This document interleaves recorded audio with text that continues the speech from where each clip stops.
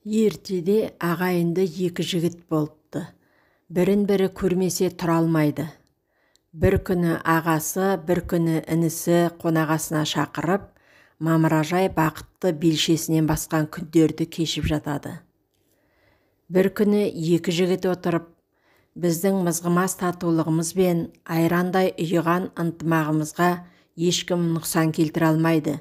Бәрі екеуміздің арқамызда, деп көкірек қаға сөйлейді. Осыны естіген екі абысын, мыналар астамшылық жасайын деген екен, бұларға бақыт кімнің қолында екенін көрсетейік бір, деп түйіпті. Ағайындылар келесіде ағаның үйінде бас қосады. Арқа-жарқа болып ас ішіп отырғанда, інісінің келіншегі күйеуіне: «Әй, ағаң сені кемістейін деген екен. Қараш, өз баласына асықты жілік беріп, сенің балаңа кәрі жілік берді. Мұнысы қай басынғаны?» деп сыбыр ете қалады. Сонда қаны қызған інісі аттай тулап, ағасына дүрсе қоя береді.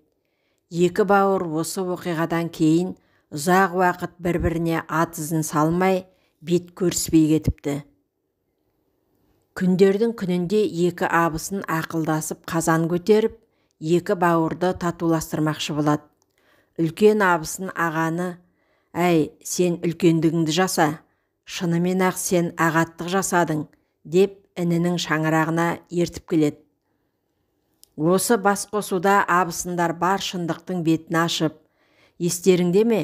Біздің мызғымас татулығымыз бен айрандай ұйыған ынтымағымызға ешкім нұқсан келтіре алмайды. Бәрі екеуміздің арқамызда» дегендерің. Олай қателеспеңдер. Ағайынның ұюы да, іріуі де біздің бір ауыз сөзімізге байланысты, деп ағайынды жігіттерді сабасына түсіріпті.